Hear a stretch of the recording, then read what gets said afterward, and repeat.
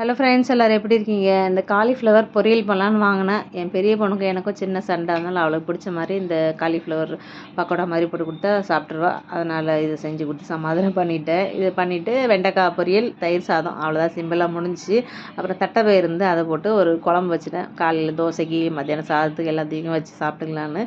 நைட்டுக்கு புட்டு சாப்பிட்ணுன்னு ஆசையாக இருந்து புட்டை வச்சு சாப்பிட்டேன். அவ்வளோதாங்க இன்றைக்கி சிம்பிளான சமையல். இன்றைக்கி சமையல் இது தான்.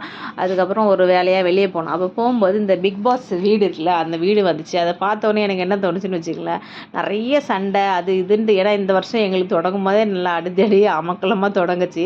அதை பார்த்தோன்னே அதுதான் தோணுச்சு. நம்ம ஒரு டிவியோ ஏதோ பார்க்குறதுக்குன்னா எதுக்கு, நம்ம ஒரு மைண்ட் ரிலாக்ஸ் பண்ணுறதுக்காக தான். ஆனால் அதை பார்த்தா இன்னும் பிரச்சனை அதிகமாக தான் வரும் போல். அதனால் இந்த பிக் பாஸ் இதெல்லாம் நான் பார்க்குறதே கிடையாது. முடிஞ்சளவு சீரியலும் பார்க்காதீங்க. அதை பார்த்தாலே நமக்கு இன்னும் கொஞ்சம் டென்ஷன் தான் ஆகும். இந்த சீரியல் பார்க்கறதே சுத்தமாக நான் விட்டுட்டேன்.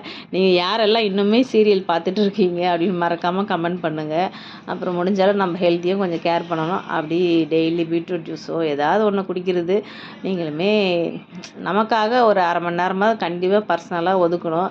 அதுக்கப்புறம் இப்போ கோல்டு விலை நிறைய ஏறிட்டே போகுதா, அந்த சேவிங்ஸ் வீடியோ அந்த மாதிரி இதெல்லாம் பார்க்கும்போது ஒரு சில வீடியோலாம் போட்டிருக்காங்க 1500 2000 அப்படி தான் எங்களுக்கு ஒரு மாதத்துக்கே மளிகை ஜாமான் ஆகுது. ஒரு வாரத்துக்கு காய்கறி மீன் அதுக்கு நான் 1000 எடுத்து வைப்போம். ஆனால் நாங்கள் 700 800 செலவு பண்ணிவிட்டு 200 சேவிங்ஸ் பண்ணுவோம். அப்படி மாதம் 2000 3000 சேவிங்ஸ் பண்ணுவோம். அந்த மாதிரி நிறைய சேவிங்ஸ் வீடியோஸ் வருது. நம்ம ஒன்று பார்த்தா அதுக்கு சம்மந்தமாக நான் நிறைய வரும் பாருங்கள் வீடியோ. அப்படி பார்க்கும்போது நான் நினைப்பேன், நான் என்ன நினைப்பேன்னா 1000 எடுத்துகிட்டு போனால் எனக்கு 1100 பில் வரும். நம்மளும் மிச்சம் பண்ணணும்னு நினைப்பேன். கண்டிப்பாக என்னால் முடியவே இல்லை. இருக்கிறது ஒரு வாழ்க்கை தானே.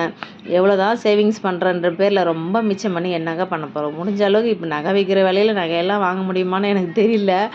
நல்ல ட்ரெஸ் பண்ணிவிட்டு நல்லா சாப்பிட்டாவது நிம்மதியாக இருந்துட்டு போகலாம். என்ன சொல்கிறீங்க நீங்கள்? நான் சொல்கிறது கரெக்டாக இல்லையான்னு மறக்காமல் கமெண்ட் பண்ணுங்கள். Okay, bye friends. நாளைக்கு வேறு வீடியோவில் பார்க்கலாம்.